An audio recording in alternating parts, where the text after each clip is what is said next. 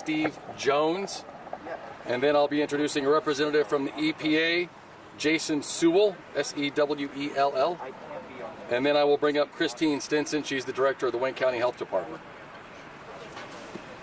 Can you repeat that one more time? Yes, sir. Please. I will start with Richmond Fire Chief Tim Brown, then State Fire Marshal Steve Jones, then EPA Representative Jason Sewell, then Wayne County Health Department Director Christine Stinson. Thank you, Mr. Mayor.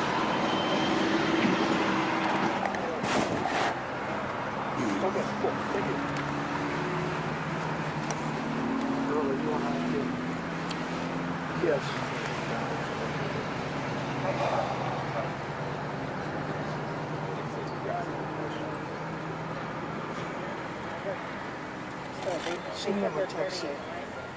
Okay. Yeah, they don't show right. So they are. Just got the one camera. Yeah. Don't forget.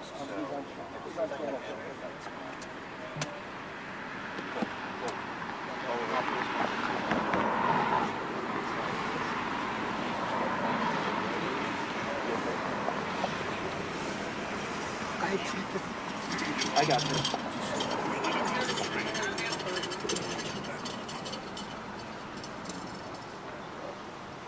Yeah, sounds good.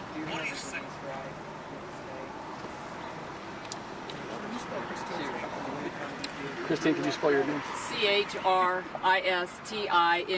and the last name Stinson, S-T-I-N-S-O-N. Anyway, so around here, and so he's like, never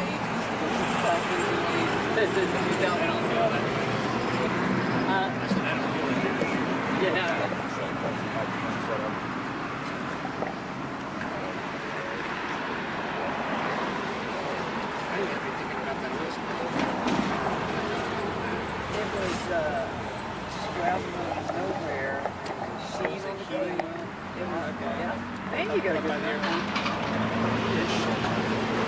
No more in southern.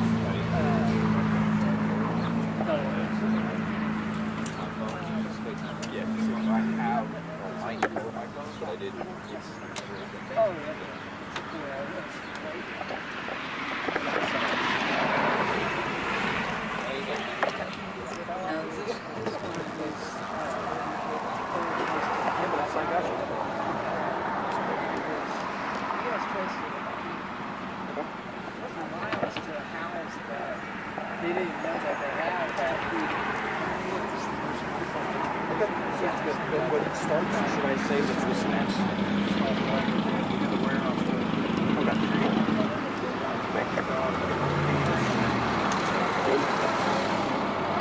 Good morning. I am Richmond Mayor Dave Snow. We want to provide you with information this morning about a fire that began yesterday at the site that you are seeing behind me. This is a very large site. It is a site that previously was a business that collected plastics and other materials for the purpose of recycling and resell. It is an indoor and outdoor site, and so when this fire broke out, it spread through both the structures on the site and the outdoor storage that was on site.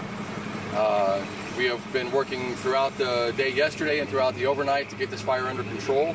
We have a lot of information to share with you. I have here city, county, and state officials that will each provide you with updates from their respective offices. I want to begin with Richmond Fire Chief Tim Brown to give you an update on the current containment of the fire and next steps in continuing to put the fire down. Good morning. We received the call yesterday afternoon at 1440 to 358 Northwest F Street in reference to a structure fire. Our efforts yesterday were to contain the fire to the complex that the fire started on. We combated the winds and the intensity of the flames. Our efforts were successful. It did not get into the residential area as far as the fire is concerned. It did not get past the complex that it is in, so our efforts there were successful. Today, our plan is to get the excavators in and pull apart and make access to the burning areas. Yesterday our access was very hampered by the rubbish and the piles of plastic that were surrounding the complex. Yesterday we only had one way into the entire structure. Today we're going to use excavators to gain access and to get to the deeper seat of the fire. Any questions? Chief, you said that this property was known to you all before, that there were some issues that were cited, or even if you provide any more details about the nature of those issues? Well, the issue was the unsafe building and unsafe grounds that the city had cited them for. And just to be clear, what is it, or what are some of the factors that go into unsafe ground? I'm going to refer that to the mayor. Okay. So yes, this business owner had previously been cited by our Unsafe Building Commission and given an order to clean up the property. That order was ignored. We had been through a court case over that order. Our unsafe building order was upheld in that court case. We have been through several steps since then to order this particular business owner to clean up this property because we were aware that what was operating here was a fire hazard. So this was a fear for us, and why we've taken so many steps to prevent this from happening. That business owner is fully responsible for all of this. We have the unsafe building order and the recorded court documents, and everything that's ensued here, the fire, the damages, the risk that our first responders have taken, and the risk these citizens are under are the responsibility of that negligent business owner. Today, my concern is with our first responders and our citizens. But once we get this fire under control, and I'm positive that everyone is safe, we will turn our full attention to continuing that process to hold this person responsible. Mr. Mayor, what were you requiring from this property? Did it need sprinklers? Did you have to remove what did you want from him? There were a list of requirements that included cleanup and other safety measures to prevent this from happening. We will cover all of that once we make sure everyone's safe. I don't want to turn my attention just yet to the litigation behind this. I want to really keep my attention right now on the safety of our first responders and our citizens. Well, we asked this question, Mr. Mayor, because are there others, not only in this city, but other cities where you go to court, you ask for something to happen, and here we are days later, and now you have a disaster on your hand, which then impacts your first responders and your citizens. Are there other properties here in Richmond and maybe across the state that need to be taken action upon? I can't speak to situations in other cities. I don't want to speak on their behalf, but I appreciate that the court upheld our ruling, and so we just wish that the property owner and the business owner would have taken this more serious from day one. This person has been negligent and irresponsible, and it's led to putting a lot of people in danger today. Have you been in contact with that business owner since yesterday? Yes, sir. One of our fire investigators made contact with the business owner last evening, but it's an ongoing investigation, so I'm not going to get into any more of that right now. We don't speak on ongoing investigations, but that contact was made last night. Can you tell us if that person lives here in Richmond? I do not believe they were a Richmond resident, but nearby. I'm going to bring up State Fire Marshal Steve Jones to speak from the State Fire Marshal's office. Hello, I'm Steve Jones, the State Fire Marshal for the state of Indiana. I've been here about 18 hours working with Chief Brown and the fire department.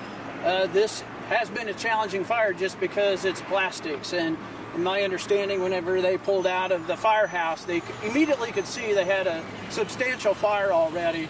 And I just want to, I guess, they did a great job. Is this fire, because of the nature of the contents of the building, was a fast-growing fire.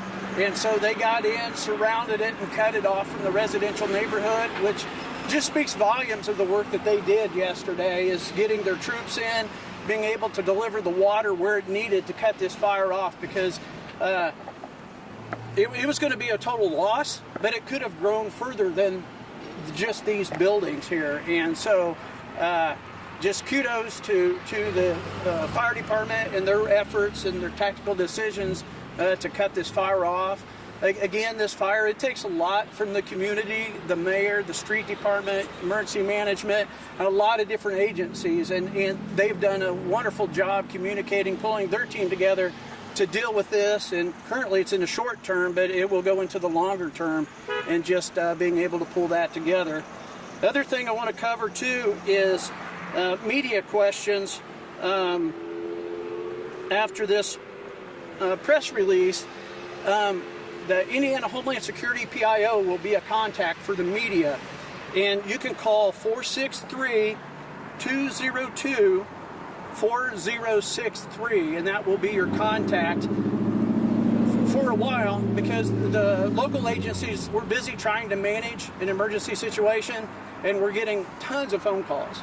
And so from the media, and so we need to focus on the community, focus on the first responders, making for sure that everybody's safe, and we don't have time right now to take 50 phone calls. And so that will be your contact for a while until things settle down here locally. Marshall Jones, you have to see 92 counties. Your investigators are in all 92 counties in Indiana. This city attempted or was working to, they were proactive. Here's a property that probably should not be burning today. Are we fully covered around our state so something like this does not happen in a Kokomo, a Greenfield, a Franklin, a Lake County? Fire prevention, whether it's in a home or businesses, is real important, is to prevent. And so just speaking broadly in those terms is whether it's in a home, fire safety, or whether it's in the industrial or commercial buildings, fires can be prevented. And so that's kind of our efforts across the state of Indiana, is trying to educate factories, businesses, homes, moms, dads, grandmas, and grandpas about fire safety, because fires grow quickly, whether it's at a house or a large commercial building. In a commercial building, it impacts a broad community, and so that's the effort. But Marshall, this is not a home, this is a property. Do you have the tools so that when cities or you go into a property that is not doing their part, can you either shut it down or be more effective? Is there enough teeth in the laws currently? There is. Speaking to this and take a while, but is the local fire departments and local government, they handle most of the things that happen across the state of Indiana. Then they reach out to us sometimes if they need assistance. So if Richmond Fire were to tell you that they did all that they could, but state law was not available. And I'm not familiar with... I know, but yes. we have a chance to speak to the chief here. The chief Yeah. says to you, Marshall, we did everything we could, but state law would not allow us to close this down. Will you go to the governor and say, Governor, we need to do something better when it comes to these kinds of properties? Yeah, everything in government sometimes is a challenge in trying to make processes and networking with other agencies is something we're constantly working on.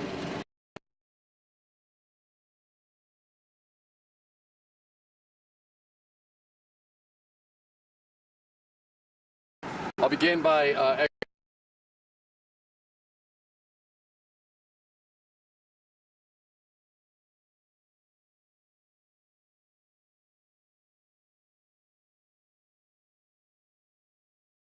letting it spill over into a nearby residential area.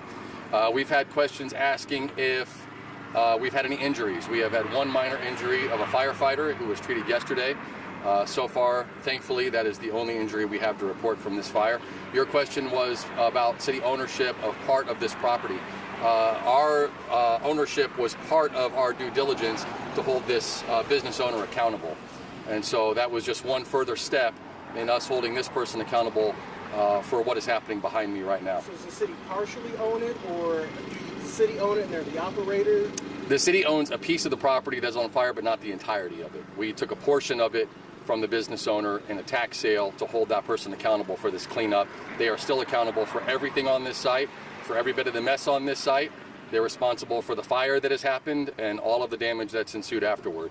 Now the neighborhood right behind you, we were over there, the smoke is that way, it smells like tear gas. The evacuation is a half mile. Mm-hmm.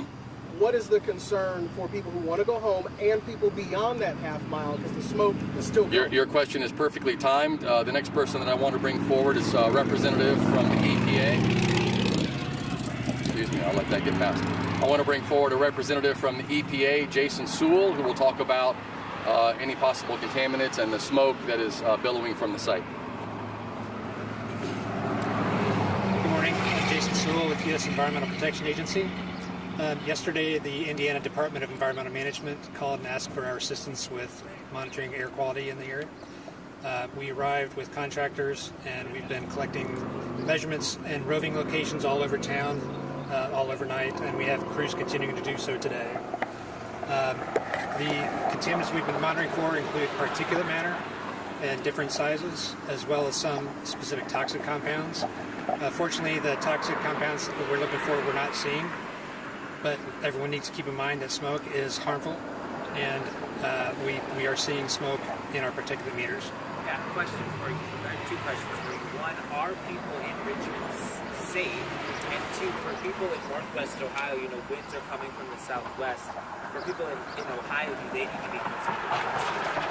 So we understand there's smoke is going to be going into Ohio. We're close enough to the border. People in Ohio are going to be seeing it.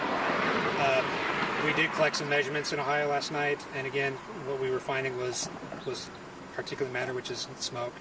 As far as the safety concerns, we collect our information and we provide it to the health agencies. And so Christine is going to speak next on what these instruments and readings mean for people. But Mr. And Sewell, just to be clear, when you said the toxic compounds were not found, does that mean that you widened the scope, or at this point are you saying that there were no toxins found? So there will definitely be toxins in smoke. We're measuring at the ground level. Of course, heat rises, and the smoke plume is not at ground level for the most part, and dissipates as it goes downwind. But again, where we were not monitoring in the evacuation zone for the safety of my workers, but we were monitoring in the shelter-in-place areas and further areas, again, all the way out to New Paris, Ohio. Mr. Sewell, can you tell us what chemicals are you looking for?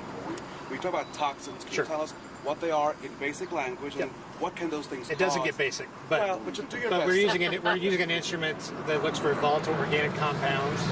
That's a class of compounds that can include things like styrene, and styrene can be put off in the burning of plastic. It can include benzene, which can be included in burning of plastic. We were also using a benzene-specific instrument and didn't see benzene. Are these cancer-causing toxins at Many of them are. And give me in the spectrum, at the best and the worst, what can these based on the chemicals you're talking about, what is their danger zone? So, questions on what the readings mean for personal health is a health department purview, and we can ask those questions for Christine. Thank you, sir. Sure. Can you explain, as far as obviously with bad this in, should people be wearing masks? Any precautions that they should take either now, tomorrow, or next week? I'll leave that question to Christine. One question for you.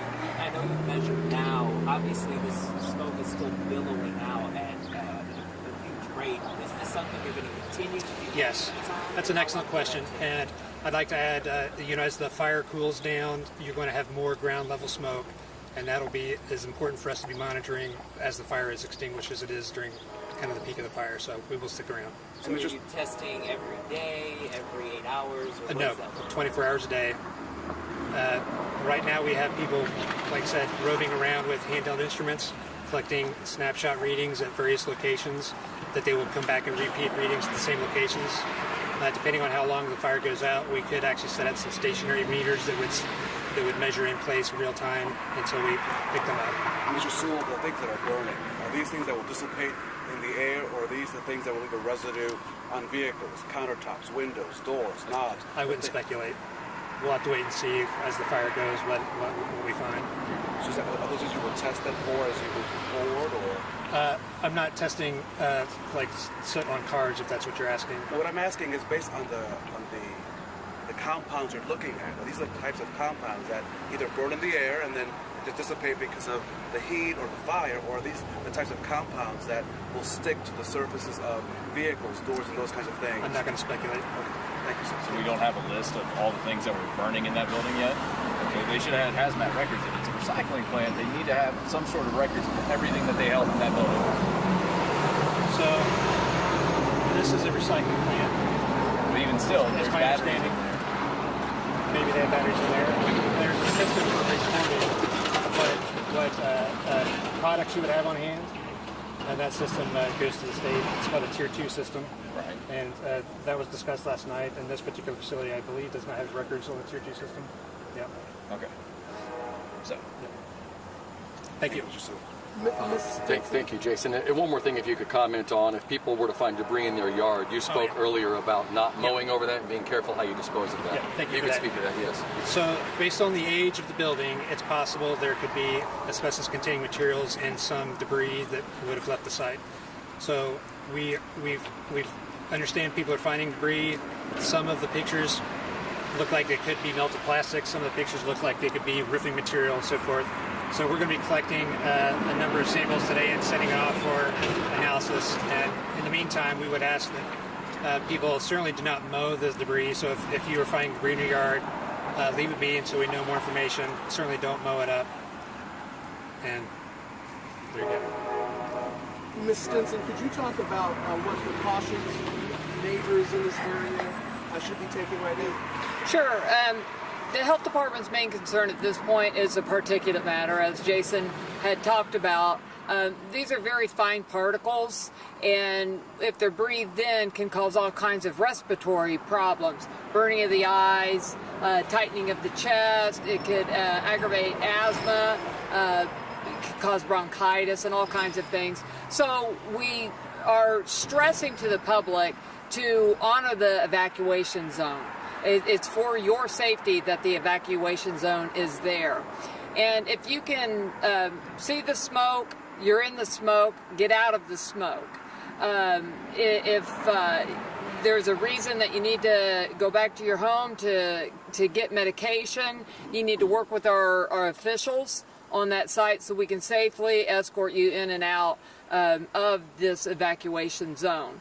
But any smoke, whether it has, benzene or any of the other compounds that Jason spoke about, is dangerous because of the particulate matter that's in that. And breathing that in and of itself, just the particulate matter, is dangerous for all people, but in particular, people with chronic illnesses, COPD, and the elderly. So we are concerned about that. So, ma'am, at this point, is that neighborhood closed, ma'am? Then is that neighborhood, if I live in this neighborhood right where the fire is, the smoke, is that shut down? We still are maintaining a half-mile radius surrounding the fire and having the evacuation of that. Should folks be wearing an N95? I know we dealt with this with COVID, right? But what is the best way to manage? People still have to go to work, have to do, right? Life goes on in Richmond. What is the best way to handle this? Absolutely. Masks do filter out particulate matter. When we get into really fine particulate matter, N95s are the type of masks that would be the most protective. But again, I want to reiterate, we want people to stay out of the evacuation zone. Wearing an N95 mask will provide a certain amount of protection, but the best protection you're going to get is to stay out of the smoke. I understand the evacuation area is a half mile, but if I'm a mile and a half, am I any safer? Am I much safer? Should I do anything different? If you're seeing, smelling, eyes burning, experiencing any kind of difficulty in breathing, you need to evacuate that area, get out of that area. Again, people that are more sensitive to these issues, people with chronic asthma, chronic COPD, and the elderly are more sensitive to the effects of breathing in the particulate matter. And if people are inside, should they turn their air conditioners off? Outside of the evacuation zone? Inside or outside? Well, they shouldn't be inside the evacuation zone. So if you're inside that evacuation zone, we are asking that you evacuate, which means to leave. We do have some shelters set up. We are going to be opening a community helpline where if there's any questions that the public has relating to this, they'll be able to call, and the health department will be fielding those questions and directing people to those resources. I know you are in the health department in Wayne County, but obviously this is traffic up to Ohio. What would your message be to those residents just on the other side of the border that are concerned about this? Again, if you see and smell smoke, you're in smoke. Smoke contains particulate matter, and that is something that we want to avoid. People being in the zone where there is particulate matter, avoid that area. So if you see and can smell the smoke, you need to remove yourself from that area. Man, this is a revolving situation. It absolutely. The ministry or the mayor. At what point do you say you can go back home? Is this now days? You have to wait for all that to go away? What is your fair timeline? As you know, people can't stay out of their homes. They do have other things to do, right? Life does go on. So based on the reality of the day, at what point do you start to think about when can people return home? Well, we want life to go on. I know you do. You know, so that's why we're having an evacuation zone so people don't get into dangers. Absolutely. If people are experiencing any kind of respiratory distress, they need to seek medical attention for that. When will the evacuation zone be increased, decreased, lifted? That's not my call. When it's safe for people to return, that's when we will announce that it's safe to return. Whose call is it? That would be more of the fire department, EPA, in a joint collaboration with all of the agencies involved. I do want to say that we have had wonderful community support for our firefighters. We have a wonderful fire department. The mayor's been involved, EPA's been involved, the Indiana Department of Environmental Management is involved.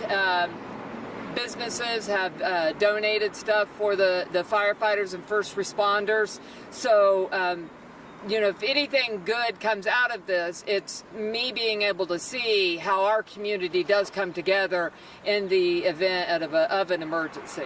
I think a lot of us get a false sense of security, especially we are standing in the evacuation zone, but the wind is blowing that way. There may be people on this side of the street who stayed at home. What is your advice to them? Because they're saying, oh, it's blowing that way. I'm 2 blocks away, but it's blowing the other way.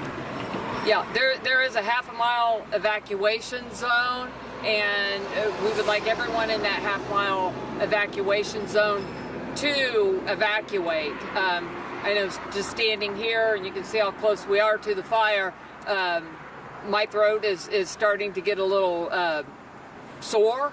As soon as I can get out of here, I'm going to be out of the evacuation zone, and I hope that everyone understands that just because you're not standing in that plume of smoke, I can smell this fire, so that means that there's particulate matter in this area too, and it's dangerous.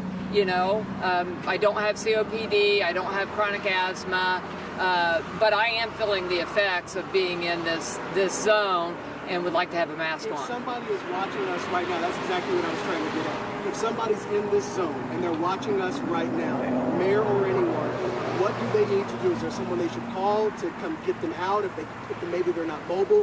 What do people need to do if they have not evacuated right now? Well, you could always call the fire or the police department. They're not emergency line, and they'll be able to assist you. As soon as we get that community line up for people to call, we'll be directing everyone to call that, and we will be having a list of all of the resources and things for the public to know. But we're in the midst, I would say that line will be up probably in the next hour and a half, and it'll be a central location where the community can call and get information and access to resources.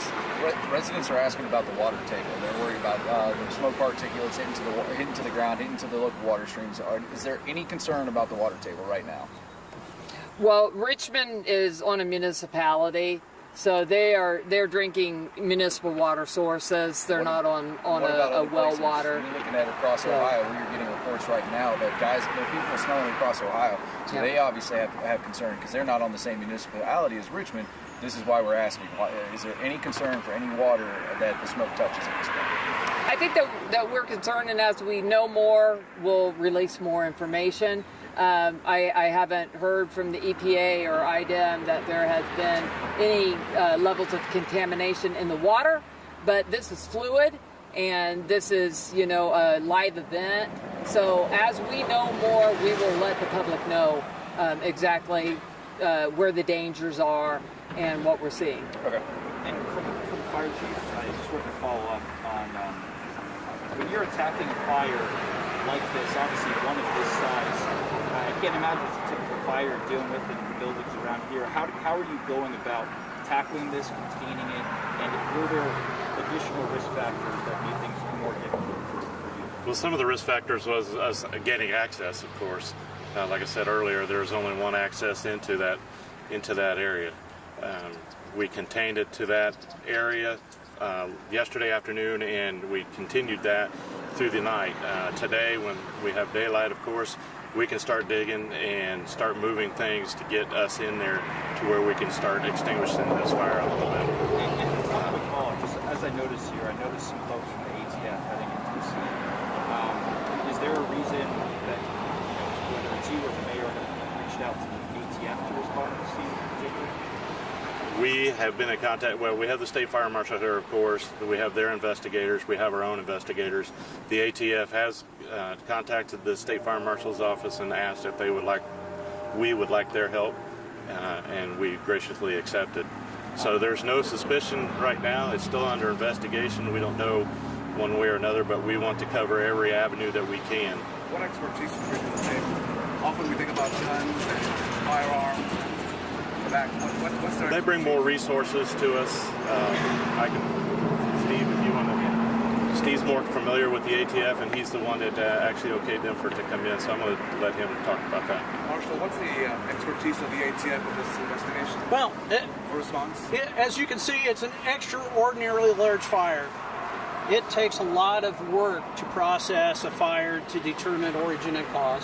ATF, they do and assist in fire investigations across the nation. We work with them a lot. We network with the ATF a lot. They're good partners for us. And they have a large team that they can bring in. If they bring them in of specialized fire investigators, chemists, and other things. And so they're just a great resource for us to assist us in a large-scale fire investigation. And just for you or the chief, one, have you ever seen anything like this in your career? And two, do you have any idea when you're going to be able to have this thing out? Yes, I have had large fires like this in my career. And so that's why everything takes time. I know a lot of people want answers right now. There's a lot going on behind the scenes that takes just to manage, make sure the public safety people are safe. And so we like to keep our focus on them right now. And the fire investigation, and it's actually going to be a couple days before fire investigators, because it's not safe to go into the smoke, right? So I don't want to put any of our personnel, ATF personnel, local personnel in that, and so a lot of the things that you guys want answers, we just can't do that right now because we've got to wait till this thing cools down. Marshal, we saw the ATF respond to the fire in Plainfield. Would you call them in as well because you had a good relationship with them? The ATF responded to the large Walmart fire in Plainfield. Based on that, did you find that they're also helpful in the situation? Well, yeah, they're based out of Indianapolis. We have a local ATF agent in Indianapolis. We work with them a lot, so it's not uncommon. Right now, I don't know. I don't have the information whether they're going to engage in this or not. We'll see. Based upon we got to see what the facts are, how big this case looks like it's going to take, what it's going to take. But they're always good partners with us. So, Mayor, can you tell us, you've had conversations with the business owner, obviously. Is there any chance that they could be facing criminal charges for a role that was played here? I'm not going to jump to that. It's an active investigation. I will just tell you that the business owner is responsible for this mess, responsible for the disaster, and responsible for putting everyone in danger, from our first responders to our citizens. And so we're Mayor, told is that in writing? We're recycling/storage facility. Does it have a formal name? The former name of the business was My Way Trading. That's former, and then what would he current? Well, that's what the business was operating under when he was doing business on site. And say it one more time. My Way Trading. My Way Trading. Correct. Yes, sir. Mr. Mayor, you said you've communicated with the owner of the property. Have you followed up with a formal letter? Does he understand? How does he know? Well, I want to be clear. I have not personally communicated with the business owner. He was contacted last night by an investigator. I just wanted to be transparent with you about that contact, but I don't want to go into any details about that because it's an ongoing investigation. But would it be fair to say, Mr. Mayor, that at some point your office is happening in the city, that there will be some sort of formal communication with this property owner? Yes. With expectations of what you expect in the days and months to come? It is a fair assessment to make that there will be formal communications forthcoming once we get this under control. They haven't started. No, we've only been in management mode of the situation. But you will at some point? Yes, yes. Okay, one more question.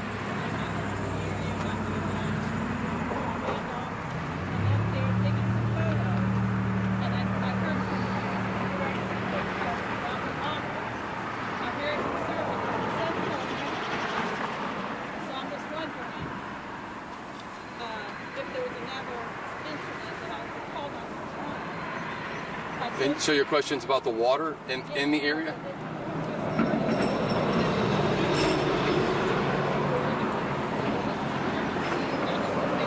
Okay.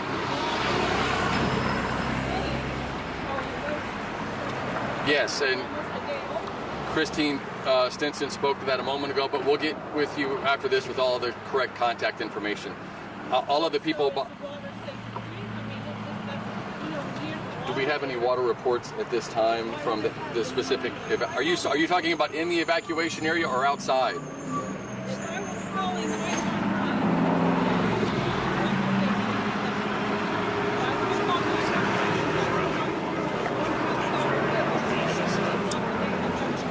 So it sounds as though you want to speak to that. Yes, we talked to the sanitation department yesterday, the water department, and they are routing the water from this area to a specific location in the plant to where they can treat it and take care of the water that is the runoff from this.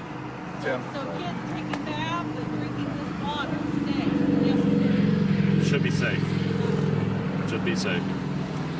we know that because it's planned. Yes. You guys said there'll be a phone number given out here soon for people to call, and that'll be up in the hour. Yes, we'll have that up. If we could take just one question from one local reporter, that'd be awesome. At one point you said there were 12 million pounds of plastic just in one building.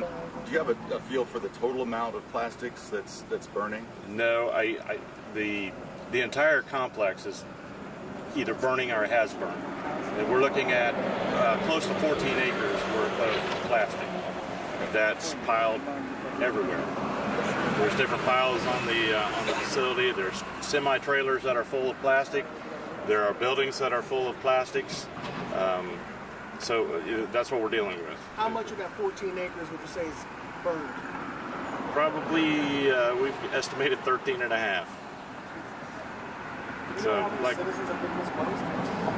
I do not have that actual number. No, we heard estimates of 1,000 to 2,000 that have been displaced and going to different areas. The shelters have told us different numbers, so we're trying to get an accurate number of those.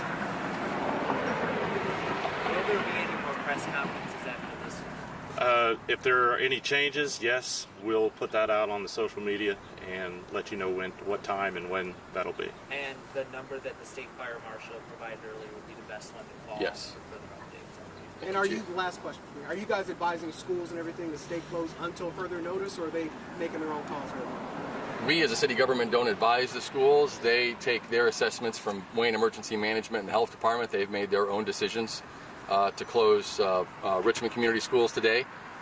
They found that to be in their best interest.